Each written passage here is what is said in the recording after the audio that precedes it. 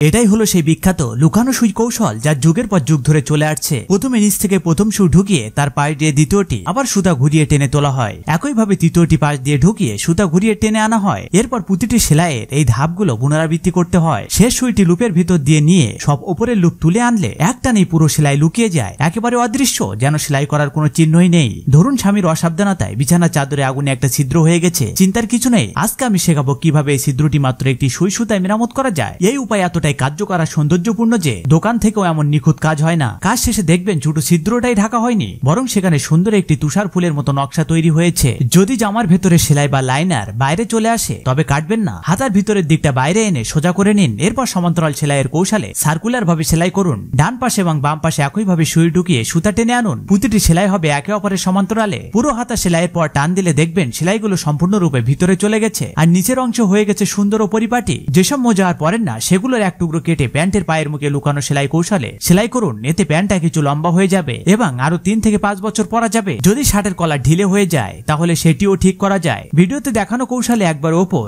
একবার নিচে সুই চালিয়ে নিখুঁতভাবে সেলাই করলে কলারটি ছোট হয়ে যাবে এবং একবার টানলেই তৈরি হবে একটি দৃষ্টিনন্দন বেনি আকারের নকশা, যা দেখতে খুবই সুন্দর। নতুন কেনা প্যান্ট ফেটে গেলে ভিডিও অনুযায়ী ফাটার দুই পাশে কাপড় সুই দিয়ে আড়াআড়ি সেলাই করে একবার টান দিলেই ঠিক হয়ে যায়। পরে আগে সেলাইয়ের অংশটাও ফিরিয়ে দিলে দেখতে হবে একদম নতুনের মতো। যদি শর্ট স্লিভ জামার হাতা খুব বড় হয় তবে কাটবেন না। হাতার পাশে সেলাইয়ের জায়গা 4 আঙুল পরিমাণ অংশ নিয়ে 3 বার ভাঁজ করুন এবং কয়েকটি সেলাই দিন। ভাঁজের পরিমাণ নিজের পছন্দ মতো ঠিক করা যাবে। সেলাই শেষে গিট বেঁধে দিলে জামার নিচে তৈরি হবে একটি সুন্দর স্লিম ফিট লুক, যা দেখতে দারুণ। বেড়া ঢিলা হয়ে গেলে ফেলে না দিয়ে দুপাশ থেকে সেলাই করুন। যতটা দরকার ততটা সেলাই দিন। তারপর একবার সুতা টানলে ফিটিং হয়ে যাবে। ফলে অন্তত 2 থেকে 3 বছর আরাম করে পরা যাবে। যে উলে সোয়েটার আর পরা হয় না তার হাতা কেটে উল্টিয়ে ফেলুন। তারপর স্লিপারের ওপর দিয়ে লাগিয়ে উপরের অংশ ভাঁজ করে ভালোভাবে ফিট করুন। পুরো স্লিপার মোড়ানো হলে ভিতর থেকে লুকানো সেলাই কৌশলে সেলাই করুন। একবার সুতা টানলে সব সেলাই ভিতরে চলে যাবে। ঠান্ডার সময় এইভাবে তৈরি করা হোম স্লিপার খুবই আরামদায়ক ও গরম হয়। যদি উলের জামার কলার অনেক বড় হয় তাহলে কেটে নয় বরং আজকের দেখানো পদ্ধতিতে ঠিক করুন। 3টি ছোট ছোট ভাঁজ করে নিন। উপরের 2টি ভাঁজ নিচ থেকে উপরের দিকে সুই চালিয়ে সেলাই করুন। এরপর নিচের ভাঁজটিও একইভাবে সেলাই করে সুতার 2 মাথা আলাদা করে পেঁচিয়ে নিন। বাম দিক ও ডান দিক সমান রেখে সেলাই করুন। যদি মোটা সুতা হয় তাহলে কিছুটা বেশি পেঁচাবেন, পাতলা হলে কম। শেষে চাইলে একটি সুন্দর পুঁতি দিয়ে সাজিয়ে নিন। পুঁতি বসানোর পর লুপ করে সেলাই করুন এবং সুতাগুলো একত্র করে টান দিয়ে গিট দিন। পুরো কলারটি